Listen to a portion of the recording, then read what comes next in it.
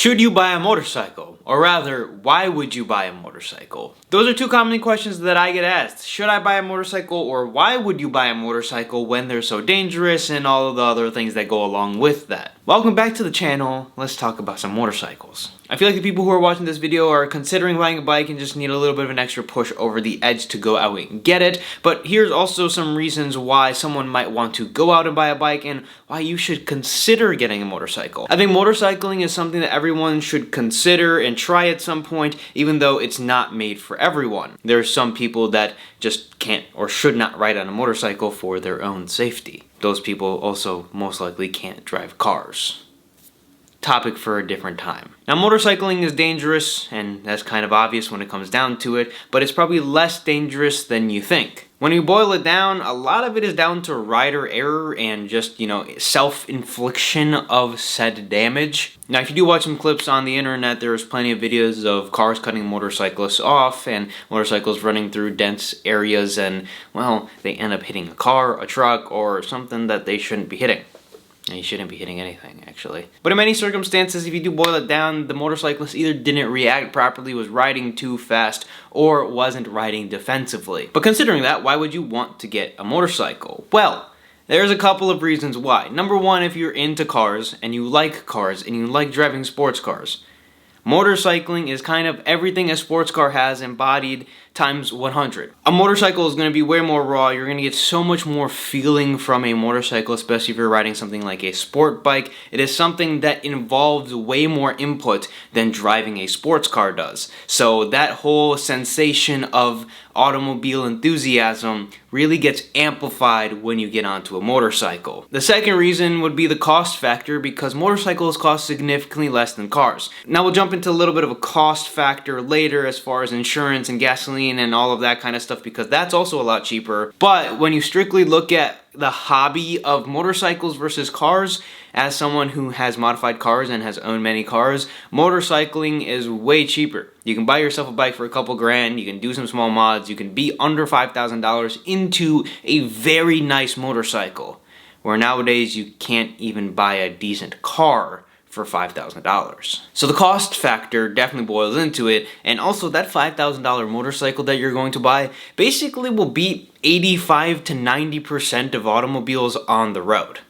Think about that. You can buy yourself a $10,000 motorcycle and be the fastest thing on the road, other than maybe a faster motorcycle. So when it comes down to the cost performance factor, motorcycles have cars beat every single time. And if you want a motorcycle that makes nearly 200 horsepower, you can get that for less than $10,000. And 200 horsepower on a motorcycle is crazy. Now, the next reason, if you're a car person, of why you would want to consider getting a motorcycle is because of the community aspect. Now, the car scene was much different 10 years ago than it is now. A lot of people will say the car scene was way better, had way better of a community feel than it did back then than it does now. Now, I would partially agree to that, even though I didn't really experience it as much as some other people who are older than me did. But when it comes down to motorcycling, the motorcycle community is a lot more friendly and also more of a community than cars are. And again, this is coming from someone who has lived and lives in both worlds.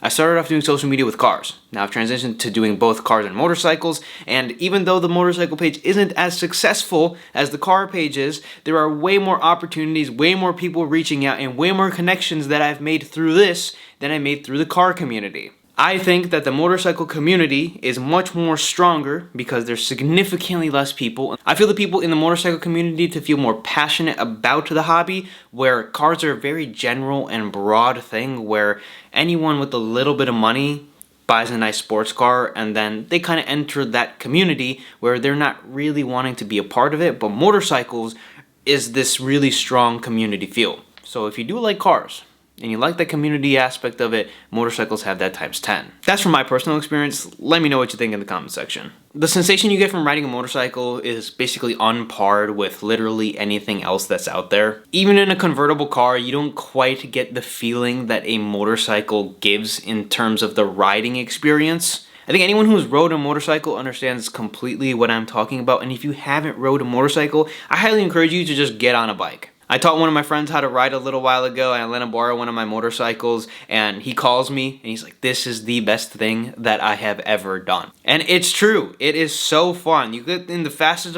of cars and you won't have as much fun as you will on a little tiny 250 or 350 motorcycle. It's a lot more fun to drive slow things fast than fast things slow. And when you have like a 200cc motorcycle that you're just pinning, there's something just so fun about that, where you can actually use the motorcycle's abilities.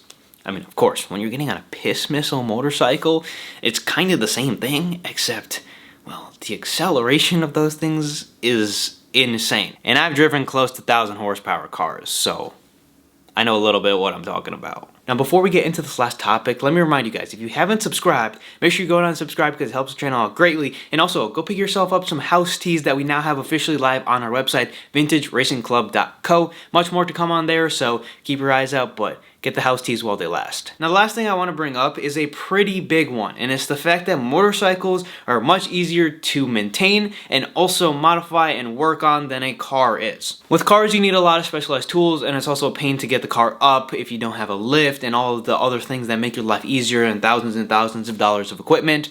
While with a motorcycle, you can pretty much do anything you wanted with the bike with a simple set of tools. And if you're someone who enjoys working on things, motorcycles are a much simpler way to enjoy working on something mechanical than a car would be. There's also way less to go wrong in the fact that around here, well, when you go to buy a project car, the biggest thing is you don't want it to be rusty, and 90% of them are rusty, so you avoid all of that because for the most part, unless the frame is absolutely rotted through, which is very rare, I have seen it, and the motorcycles have been sitting outside for like 40 plus years.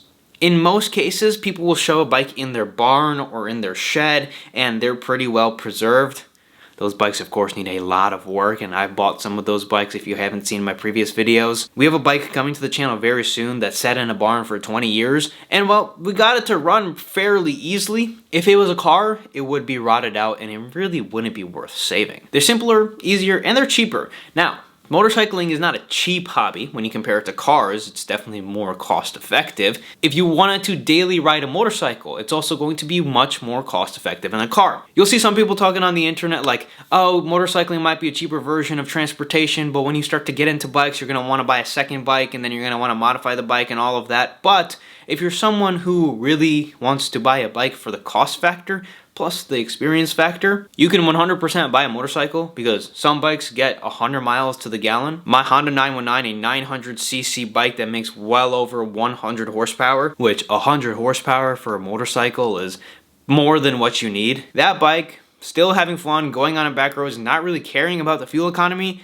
got me over 40 miles to the gallon. So a motorcycle will beat out the best of best hybrid car out there, and you can still have a lot of fun on them. I think the biggest cost factor for young people, other than the purchase price of the gear and the bike, would be insurance. But I also have found some loopholes into the insurance, and it's really not that hard to find them, so I'm going to encourage you to do it yourself, where you can get it a lot cheaper. With that being said, that's also if you buy a little bit of an older bike. If you buy a new bike, you're going to be paying hundreds of dollars, which in my opinion is a little crazy. I'd rather buy an older bike, save the money on the bike, and also save money on insurance. But I feel like that topic deserves a video on its own. If you want to see that, leave a like. And as always, that's all I got, and I'll see you guys in the next one.